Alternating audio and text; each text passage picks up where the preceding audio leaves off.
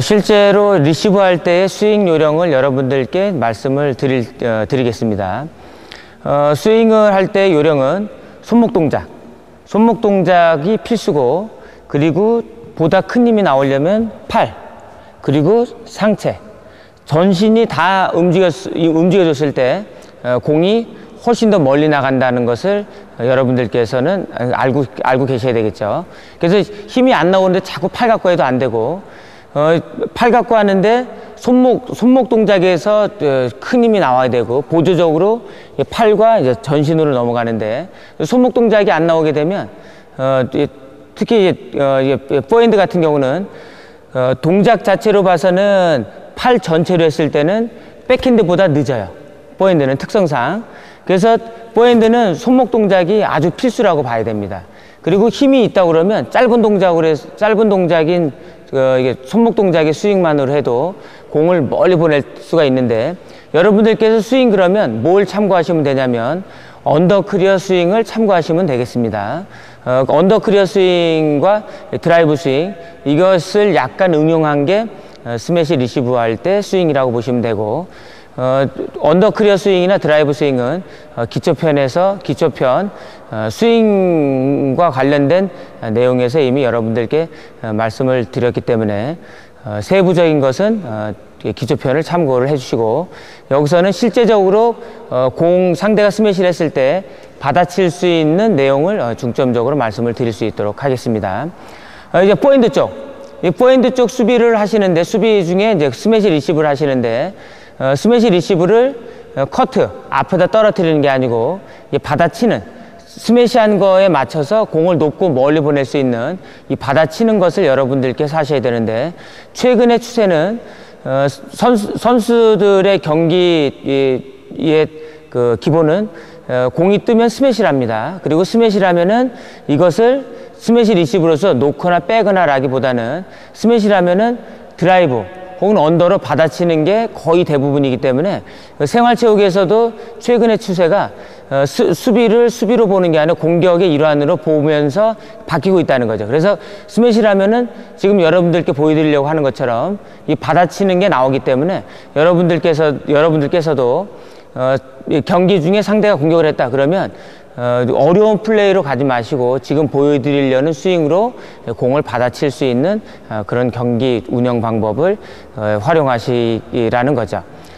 그래서 실제적으로 스매시를 했을 때 받아칠 수 있는 요령을 이제 공 가지고서 한번 말씀을 드릴 수 있도록 하겠습니다. 자, 공 좀 한번 줘보시죠. 자, 공이 이제 떠서 스매시, 이 포핸드 쪽으로 스매시가 올 텐데, 이 포핸드 쪽에서 스매시가 왔을 때 기본적으로는 직선으로 받아치셔야 되는데, 받아칠 때 손목의 역할이 아주 크고, 큰 동작으로 느린 동작보다는 짧은 동작으로 빠르게 쳐서 공이 멀리 갈 수 있도록 해주시면 되겠습니다. 자, 보죠. 자, 스매시 오면 이렇게, 자, 이렇게 받아치셔야 되거든요. 준비하고 있다가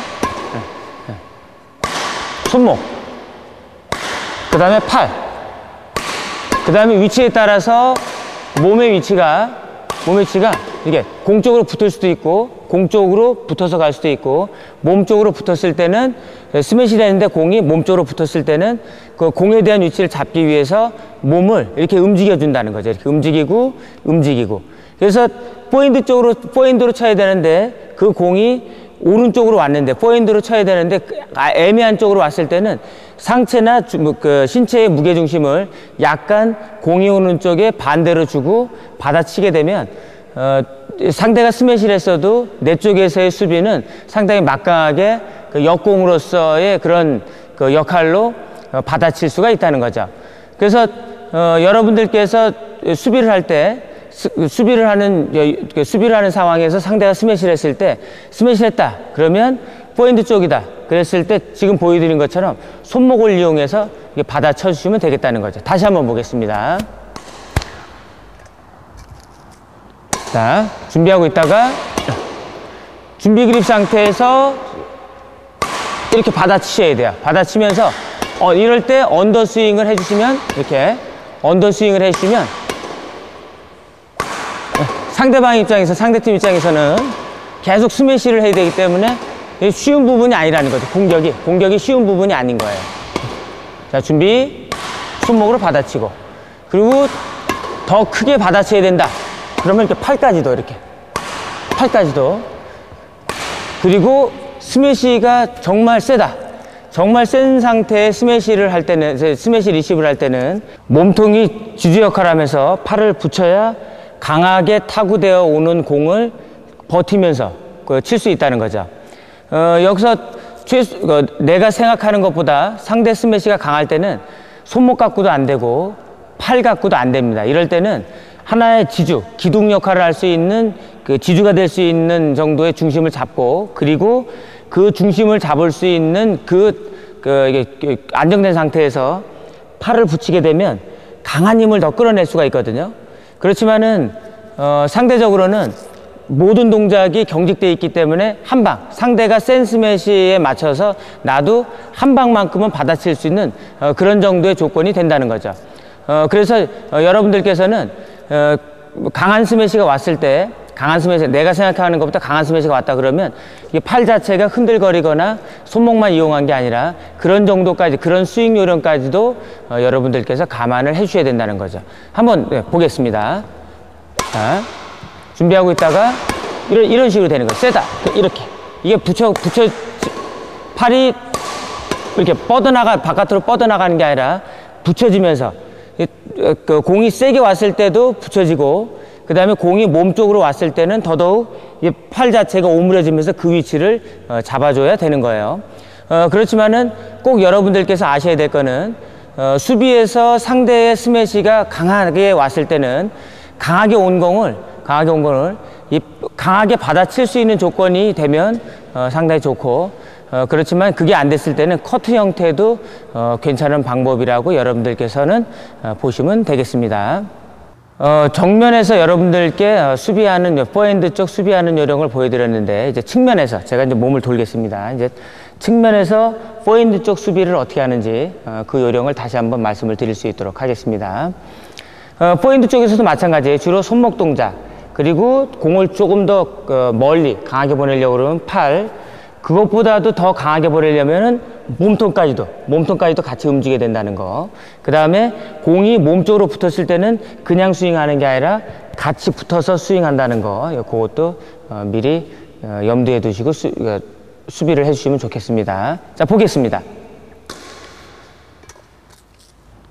자, 준비하죠. 네. 여기서 포인트 쪽으로 오게 되면 손목, 팔, 그 다음에 몸통, 공의 위치에 따라서 이렇게 몸의 위치를 가깝게 갈 수도 있고, 이렇게 지금처럼 이렇게 공이 몸 쪽이었을 때는 팔을 몸 쪽으로 붙이면서 스윙을 할 수 있다는 거죠. 이렇게. 그래서 여러분들께서 오른쪽 포인트 수비할 때는 포인트 쪽 오른쪽으로 왔을 때 라켓 들고 있는 방향으로 공이 와서 이제 스윙을 할 때는, 포인트 쪽 스윙을 할 때는 손목, 팔, 그 다음에 더 큰 힘을 끌어내기 위해서 몸통, 이런 형태로 이제 수비를 해주시면 되고, 그리고 몸에서 벗어났을 때는 미리 공을 따라서 움직이는 게 아니고 몸에서 공이 벗어났을 때 그때 움직일 수 있도록 하시고, 공이 몸 쪽으로 많이 붙었을 때는 그냥 나가는 게 아니고 몸을 움직여가면서 스윙을 해주시면 정확하게 여러분들께서 스매시 리시브에 대한 부분을 정확하게 인지하고 받아칠 수가 있다는 거죠. 그리고 그 상대의 스매시가 워낙 세다, 내가 생각하는 것보다도 많이 세게 온다 그랬을 때는 굳이 몸의 신체 부위를 다 이렇게 분산시키지 말고 몸통을 하나의 이렇게 지주로 보고 그 중심을 잡고, 그리고 여기 상완 알통 있는 부분을 상체에다 붙이면서 그런 요령으로 스윙을 하게 되면 훨씬 더 강한 수비가 나온다는 것도 여러분들께서 꼭 참고적으로 알아두시기 바랍니다.